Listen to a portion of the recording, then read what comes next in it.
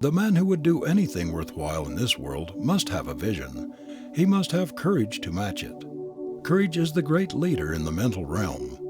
Whatever paralyzes it strangles the initiative, kills the ability to do things. Doubt is its greatest enemy. It suggests caution at the very moment when everything depends on boldness.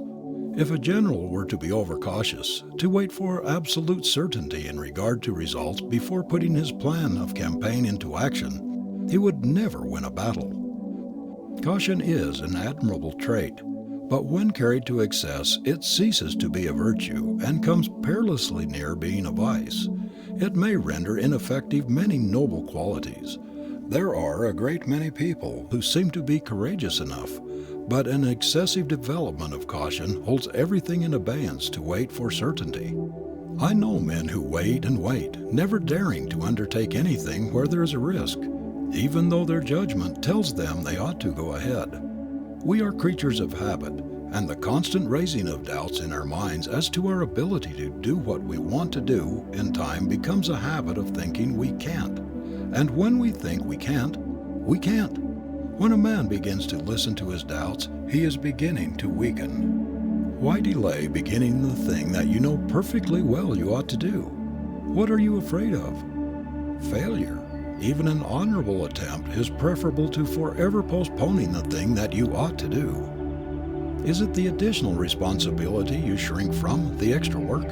Do you have a horror of possible failure? Do you shrink from the possible humiliation of losing out in your venture? What is it that enlarges your doubt and holds you back? Some handicap, some invisible thread?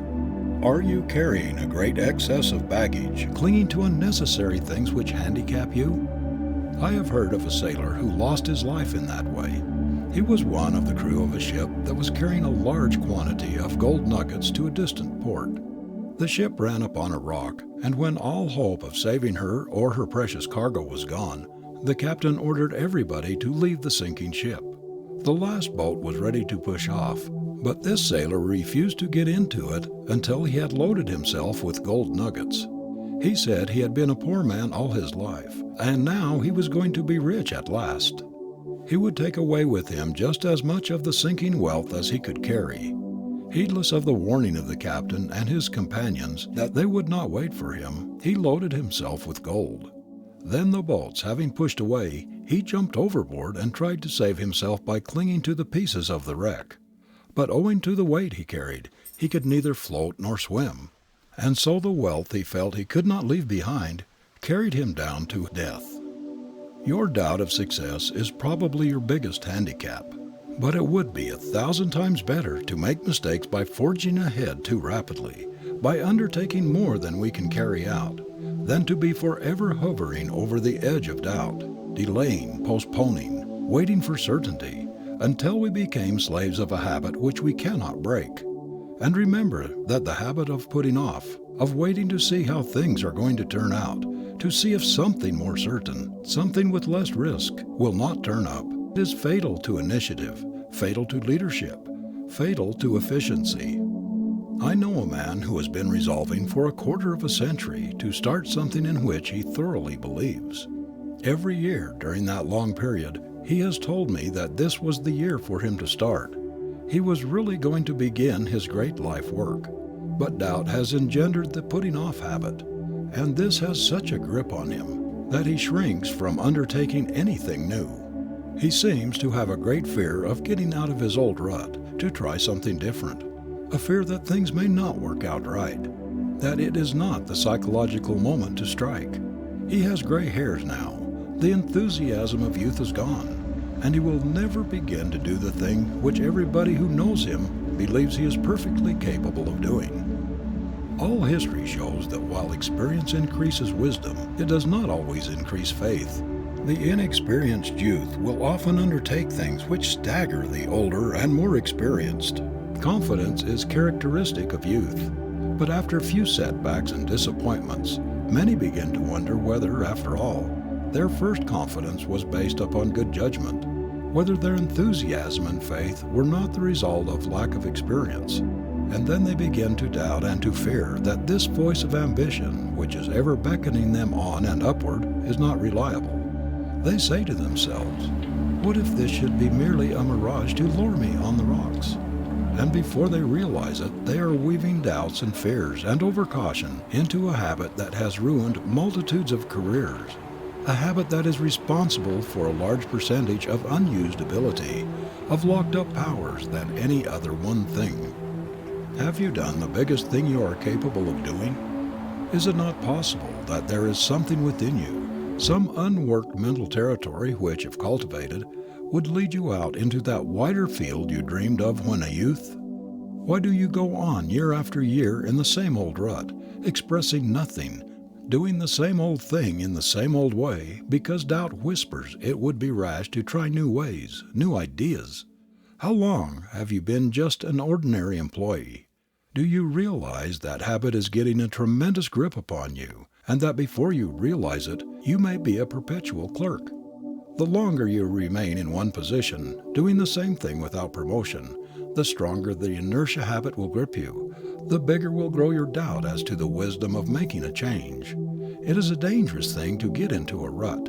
Bestir yourself before it's too late and begin to put into operation that plan which has so long haunted you, but which doubt has been telling you is not feasible, is not practicable. If every human being today were doing what he has at least sometime thoroughly believed he could do, our whole civilization would be revolutionized. What has been accomplished is but a tithe of what might have been accomplished if everyone had been true to his vision, had not allowed it to be blotted out by doubt.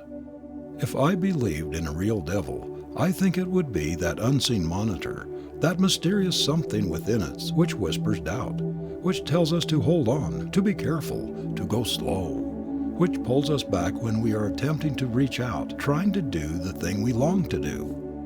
Are you not tired of having your plans thwarted, your efforts blighted by that traitor, doubt? Has it not dwarfed your life long enough? Has it not kept you out of your own long enough by forcing you to live on the husks when you might have had the kernel? Are you not tired of being defrauded by this thief of the blessings and the good things which the Creator intended we all should have? Why not turn it out of your mental house?